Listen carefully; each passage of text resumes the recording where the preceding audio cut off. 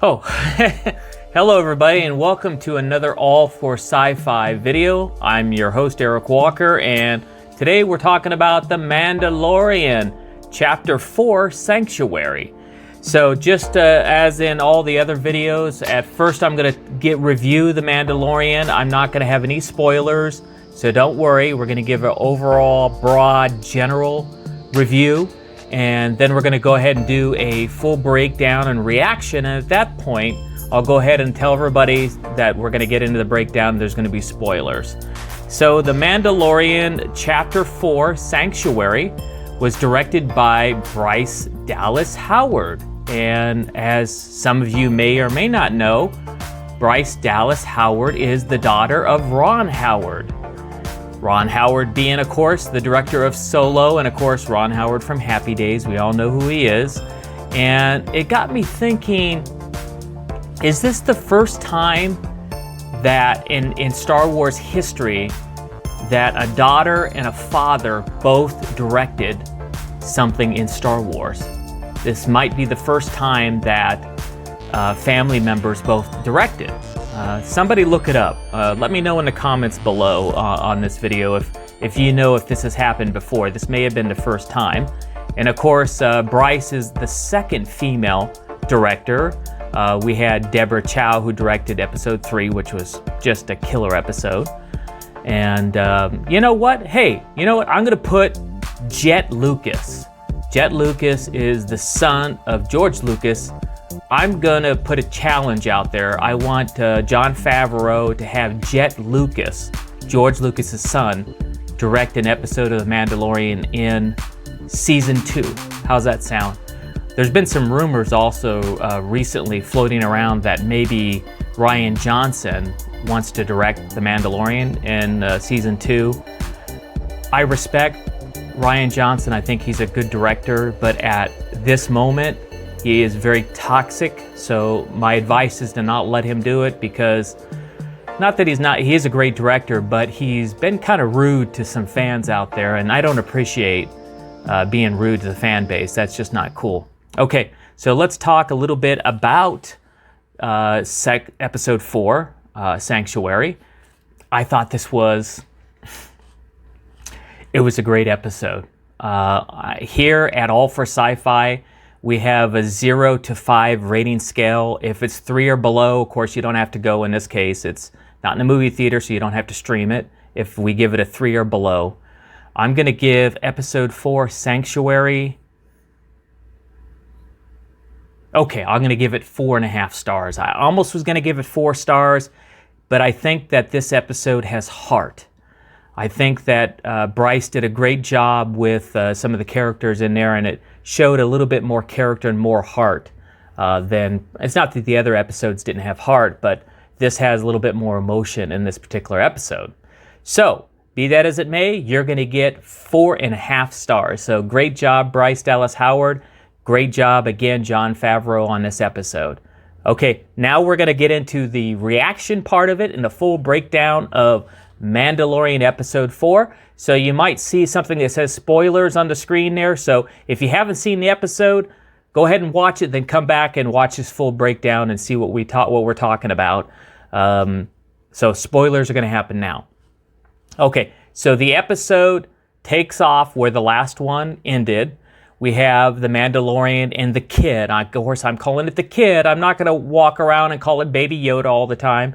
In fact, the Mandalorian calls it the kid as well. So we'll just go by what he says. Okay, so the Mandalorian and the kid are in the Razor Crest flying through space. And the kid is so cute. He's playing with the knobs and pushing buttons. It's really, really cute. And he pushes a green one, and then he turns it off, and then he pushes a red one, and the Razor Crest shakes. And the Mandalorian says, "Stop pushing those buttons." Which, of course, you tell a kid to stop doing something, they're going to do it. So he pushes it again, and finally he has to pick the kid up and put the kid in his lap.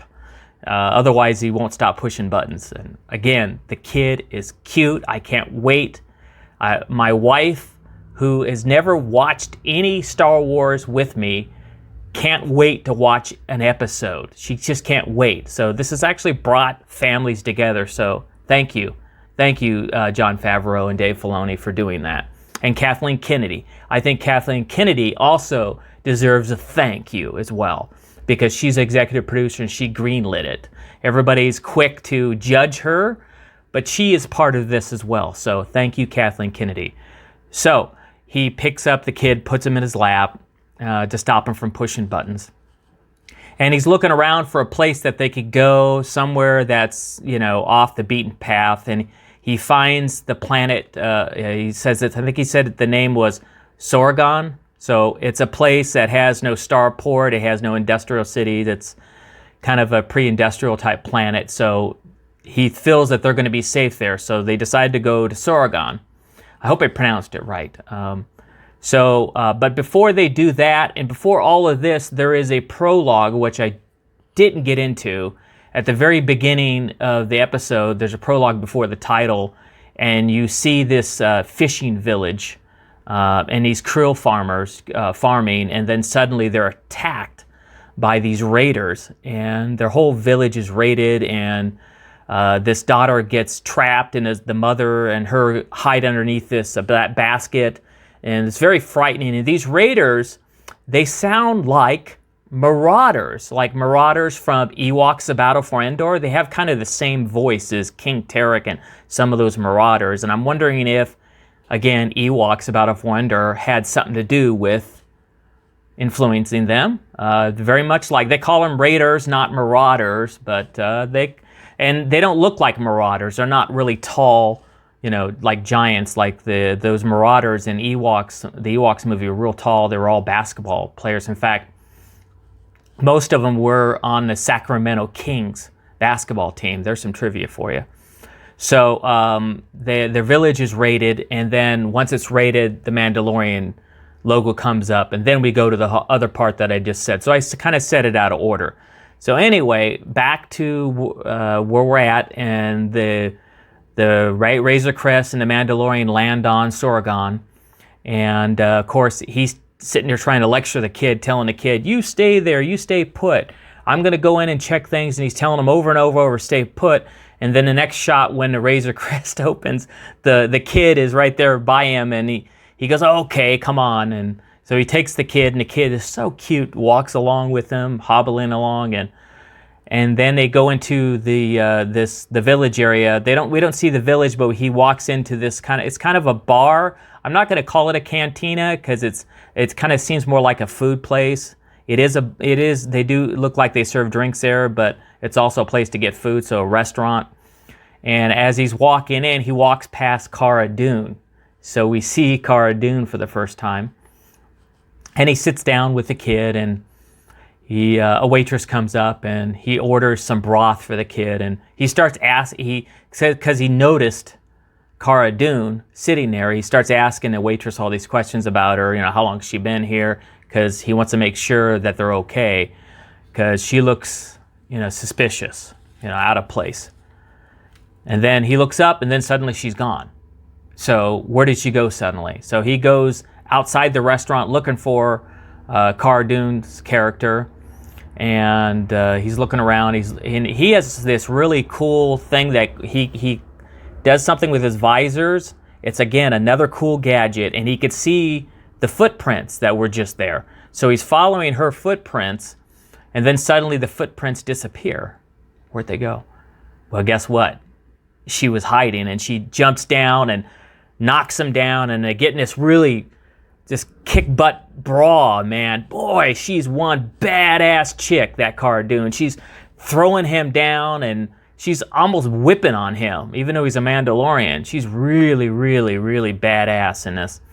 And they're fighting back and forth, throwing each other around, and just when they both knock each other loose, and they come back and they draw the guns on each other at the same time. And then right in between them, you see the kid watch, like he was watching the fight the whole time, and he's sipping on his soup, his broth, and it's funny. It's really funny. This Mandalorian has all these really kind of funny comic beats. Even in this episode, they're classic. So the Mandalorian, they're both on a face-off, says, you want some soup? So The next scene, they're back in the restaurant. She's sipping on the soup, and she's telling a little bit about her story about how she had, after the battle for Endor, she was left to mop everything up, and so that's referenced. Oh, I forgot another thing to mention in this reaction and full breakdown. The first time they walk into the restaurant, prior to this, as they're walking through it, guess what we see for the first time? We see a loth cat, and the loth cat hisses at the kid and kind of scares him. And wow, again, you're bringing back everything we love, and it's the first time we ever see a loth cat, and that's great.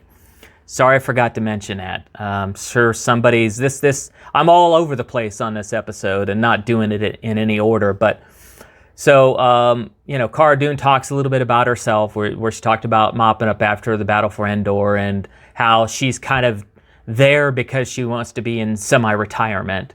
And then she tells them, unless you want to go another round with me, I was here first, you got to go. So next we see him telling the kid, I guess we have to leave. This is her place. So, and then we cut to a scene where he's working on the Razor Crest, and then you see two of the farmers from the village that was raided earlier. You see them come up to the Mandalorian, and they know he's a Mandalorian, and they ask if he will help them, kind of like a mercenary. He says, am I a mercenary? And they keep saying, we have money, we know you're a Mandalorian, kind of insinuating, Mandalorian's oath is to help people. And they keep saying, we got money, but they don't have any money, really. In fact, later they talk about it. They talk about how it's lunch money, and to them. So they pull at his heartstrings enough that he decides, he keeps telling them no until they say they have to go back home, and their home is out in the middle of nowhere. It's a long journey. When they say that to him, that piques his interest because he wants to be out in the middle of nowhere so nobody finds the kid and him. So he goes back. He then says, okay, he asks them, okay, give me your credits. And he goes to Cara Dune, and he gets her to agree to come as well to help out so that they could scare off. And they think that these raiders are nothing. They're just, they could just do something really quick and scare them off. So they spend the next overnight, journeying back to this fishing village. And when they get there, you see the kids in the village and everybody playing, and the kids run up and they start, looking at the kid, and they love the kid. Automatically, this is great for the kid because he has other kids to play with. So they decide that they do some investigation about these radars. So they go into the woods, and of course, the Mandalorian again uses that thing so he could see how many people were walking around. He says he could tell there was about 15 or 20 of them that came from the direction he was looking at. And then they notice something that the villagers didn't tell him, was that they had an ATST, a walker. So that upsets them because there's no, an ATST, that's a powerful weapon, and they're wondering, why is that here? The Empire, why is an Imperial walker here? The Empire doesn't exist any longer. So they go back and they tell the villagers at that point that the deal is off, that they just need to move. Because, an ATST, they could wipe out a whole division. Even Cara Dune says that. The villagers are very upset. Of course, they've been living there for all their lifetime, many, many generations, and they, again, pull at the heartstrings and convince them to help them out. And even a Mandalorian takes some time to convince Cara Dune, saying, we could train them, we could help these people out. So the next series of shots of them training the villagers, with weapons and how to stab, and also how to shoot as well. The Mandalorian, it just so happens the mother of the little girl that was trapped, him and the Mandalorian kind of almost have a thing going. They don't. It's not like they got something going, but they could. It seems like that could happen. So they train, and they decide also that they're going to dig this big pit so that they're going to go and go back to where the Marauders were, shoot at him, get him to come back to the village so that they could take him on their own terms. And they also dig this big hole, so they're going to try to lure it into the hole so it falls over and are able to put a charge on it and, blow it up real quick so it's not a big issue. So that happens. The Mandalorian and Cara Dune, Gina Carano's character, they go back to where the Raiders are. They have a couple battles with them inside one of the huts, and they put a charge off, and they keep coming in. They almost get trapped and blown up with this other thing, this distraction they're trying to do to get them to come back. So that's a great series of scenes with them fighting with the Raiders and the charge that they set to go off, knowing that they got to get out of there before the whole hut they're in blows up. Kind of reminds me of the hut I blew up in when I played Mace Tawani. No, it doesn't. But they but they got out of it, not like Mace Tawani. So one day maybe we'll find out Mace Tawani really did live in the Ewok hut. And going off subject, I'm going to go off subject here for a minute. It's not like the first time you've heard me do that, but Star Wars: The Rise of Skywalker, and this is a major, major spoiler, but they released a featurette yesterday. And in the featurette, it shows Warwick Davis as Wicket, and then it shows another shot of him older, dressed up in the Ewok outfit, and he's looking at the Wicket head. So they just basically let everybody know that the Ewoks are going to be in Rise of Skywalker. Sorry if I spoiled it for you guys, but again, if you're watching this is not a spoiler-free review of anything. Honestly, I understand how people don't want spoilers, and you don't want to walk into a movie knowing someone gets killed, and you don't want to walk in knowing any of the storyline. But to me, it's not a spoiler when you know characters are going to be in a movie. I'm not trying to give up storylines and stuff like that. So there's a difference. With me, I get excited when I hear there's going to be Ewoks or other characters that are going to show up. It's not the same. It's not the same in my book. It makes me more pumped and want to see the movie more. I believe in not giving full spoilers away. Like, I don't want to know the storyline of The Rise of Skywalker, but I don't mind knowing that all the old characters from the whole 40 years of Star Wars are going to be in it. That's great. That's great news for all of us fans, right? So anyway, they get out of that situation and they take off back to the village. Of course, the Raiders and the ATST follows them, and then right as the ATST is about to go into the hole, which has water on it, it stops. Just stops. What are they going to do? It won't go. It didn't take the bait. It's not going in the hole. So Cara Dune, the courageous, and by the way, when they're traveling back to the village, the Mandalorian tells Cara Dune, "I know you were a shock trooper." So he knows who she is somehow, or knows what she was. He could tell. He's a Mandalorian. He knows everything, right? So she has a plan, which I don't really think is a plan. But she jumps up and runs into the water over there, and she kind of sacrifices herself to get this ATST to come into the water. And it doesn't work at first, but eventually he does take the bait and goes and I can't speak today. He puts his foot into the water and falls over, and the Mandalorian's able to jump up and put another charge on the ATST, and it blows up.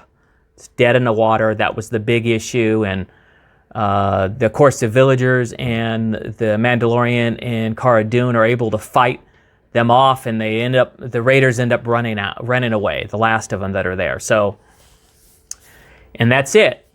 And that's pretty much most of the episode, and we're at the end of the episode, and the Mandalorian, they're sitting there.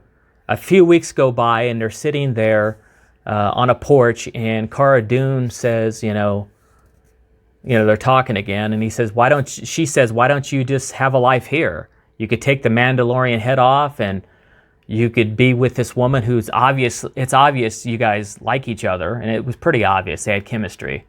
And you and the kid could stay there, and the Mandalorian doesn't want to do that, of course.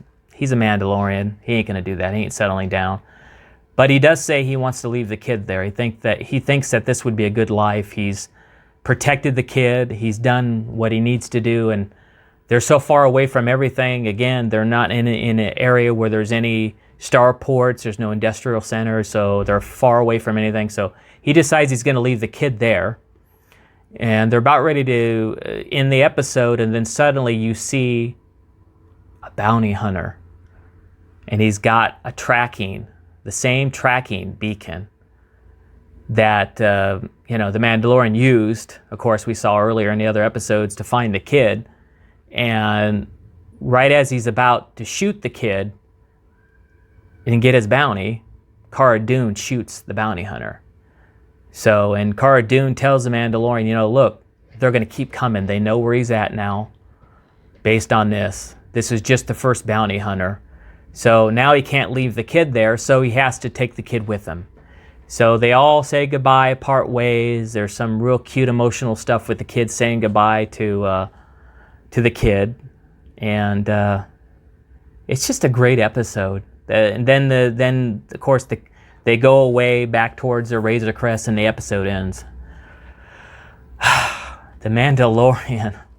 What a great show this is.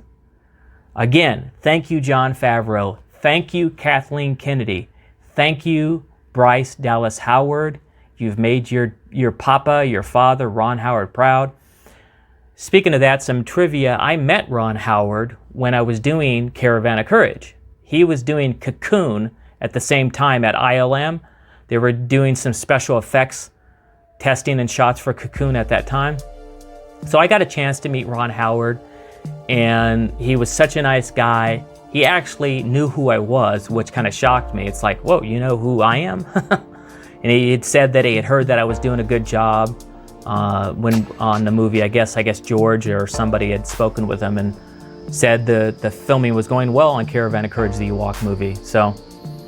But again, I got a challenge for you, and I said it at the beginning of this episode. If you're listening, if you happen to see this video, Jon Favreau or Dave Filoni or Kathleen Kennedy, anybody at Lucasfilm, my challenge is to have you bring Jet Lucas on board in season 2 and let him direct one of the episodes of The Mandalorian. All right? And that's it for now. I'm Eric Walker. I hope you all had a very safe Thanksgiving and didn't fill your tummies up too much. But at least you were with family, and wish you all well with the holidays coming up. We'll be back next week for episode 5. Hey guys, if you like what you see in this video, make sure you subscribe. Hit the subscribe button below if you're watching this video on YouTube or anywhere else. Also hit the notification bell so you're notified every time we do a live video. We're going to be doing them every week now that The Mandalorian's out. We're also going to be doing a live stream from Galaxy's Edge every week from now until the end of the year. Thank you for joining me. I'm Eric Walker for All for Sci-Fi. May the Force be with you. Like they say at Black Spire Outpost, till the spires.